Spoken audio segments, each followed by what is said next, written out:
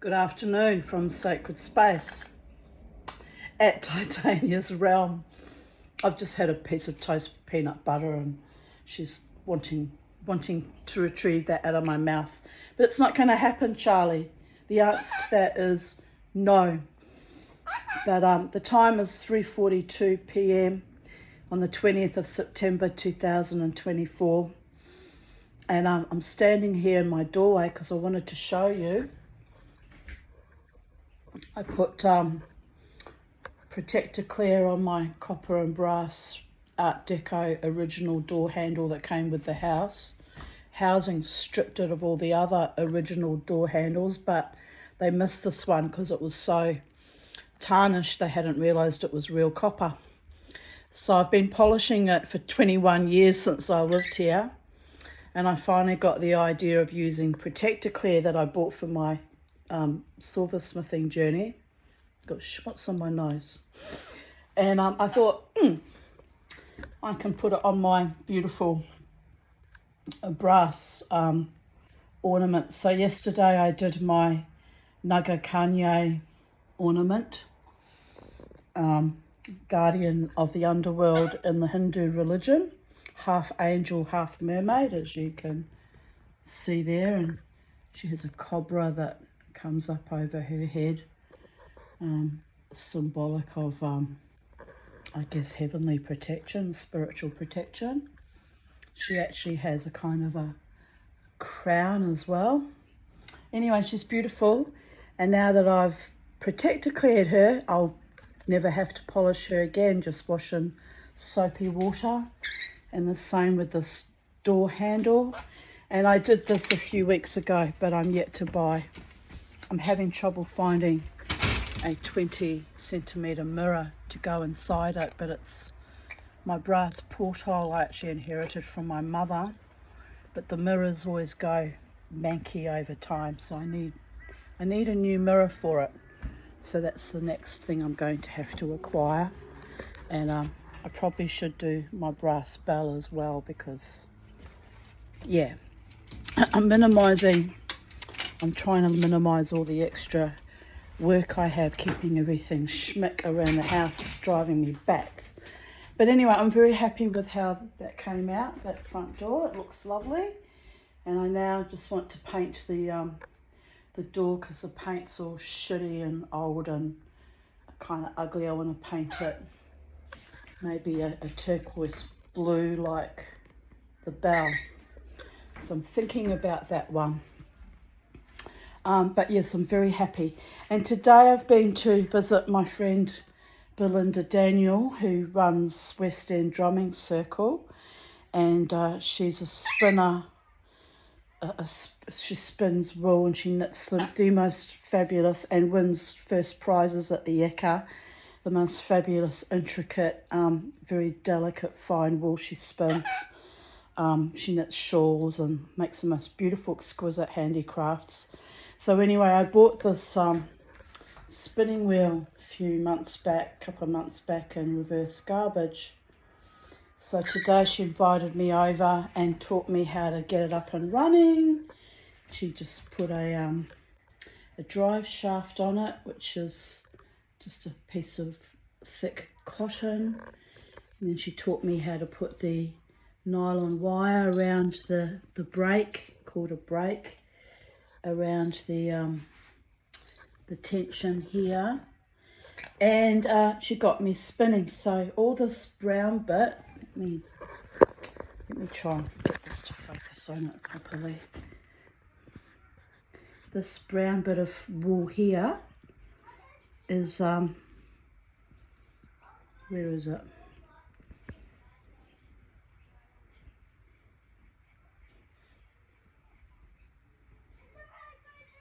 Anyway, this brown wool is my efforts at spinning.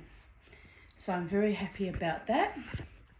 It's going to take me a long while to get proficient at it. But I'm very excited, and so I was there for a few hours actually. Belinda patiently worked on her spindle while I practiced spinning on the wheel, and Thank you, Belinda, for taking the time to teach me. It's a wonderful gift you've given me. And she also gave me this fabulous fleece to spin with. And I was quite astonished because it's called Castle Milk Moorit. But the thing that caught my eye is the fleece comes from Dumfriesshire in Scotland, which are my patriarchal ancestors came from Scotland. And then on the bottom, the company that sells it is called Excel or Excel. I don't know how to pronounce it, but Excel. Anyway, that's Aztec. So there's kind of an Aztec and a Viking flavour to this wool, and I'm delighted. Excel Fibres and Yarns, home of HOP Couture, and then it's got little tiny on the logo, little tiny Inca or Aztec symbols. So we've got the Scottish flavour and the Latin American flavour, but it's a very lovely fleece. This is what it kind of pulls out like. Long strands. So I've had fun learning on that, and it was very kind of Belinda to give that to me also. So thank you, Belinda. And so I've been once again spoiled lavishly, not just with the gift of the getting the spinning reel up and running and of the fleece, but of the knowledge on how to do it, which is invaluable. As we say in Judaism, give a man a fish and you feed him for a day, but teach a man how to fish himself and you feed him for however long there is fish in the ocean. And am I right? So thank you for sharing your knowledge and your skill base with me. It's deeply appreciated. And we at first had a bit of a worry that Belinda at first thought it was a double, kind of a double, I can't remember the word she used, and she said it might be more complicated to get going, but eventually between her and her husband Bill, you know, they kind of fussed over it but had a good look at it, and we got it up and running. So marvellous. Because I said to her, it doesn't matter if we can't get it to work in a way, because I bought it as a kind of a gamble. I mean, I paid $150 for it, but I bought it with conscious that I may not be able to get it up and running, or it may need certain parts and may be problematic. But no, all it needed, apart from one tiny little knob that is a tension for the brake, which it's missing, which Belinda says I can probably buy in their destashing thing they have once a month at the Spinners and Weavers Club. But also I have a friend who's a wood turner, could probably make one for me, but it's probably easy just to buy it from the Spinners and Weavers ready-made and ready to go. And apart from that, it didn't need wasn't missing any major parts. The only other thing was we couldn't get the bobbin to come out. Someone had designed it so that it doesn't come out, which is kind of peculiar, but it's still usable, and I'll work with it as it is. And you know, I'm very excited and happy, and also that it's usable and I can actually spin wool with it, and I didn't completely waste all my money on a thing just to be used as a rustic kind of ornament around the house, which I was quite prepared to have it just as a display talking piece. But it's wonderful to have things workable and usable. So I'm very excited. Anyway, I've come home.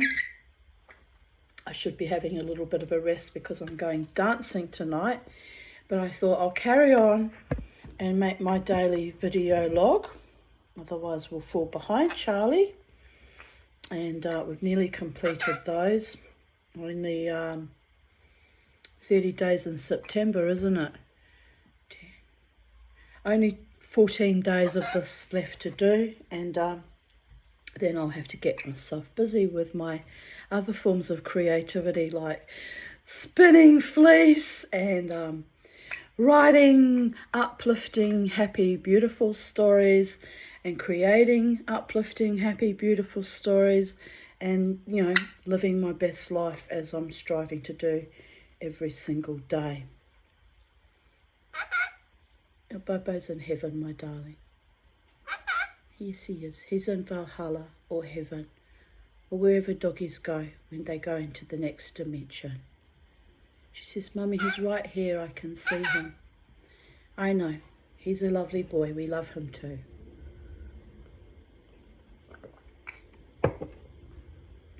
Right, so on we go and on we go. Memories. 20th September 2024.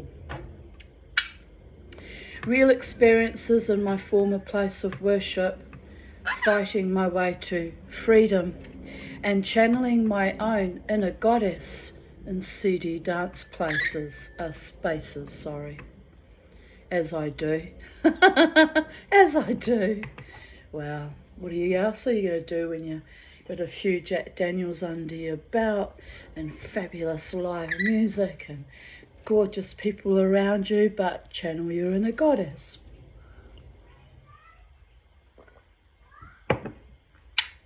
Right, let's find out what I'm actually referencing there. I'm sure I'll go into a bit more detail.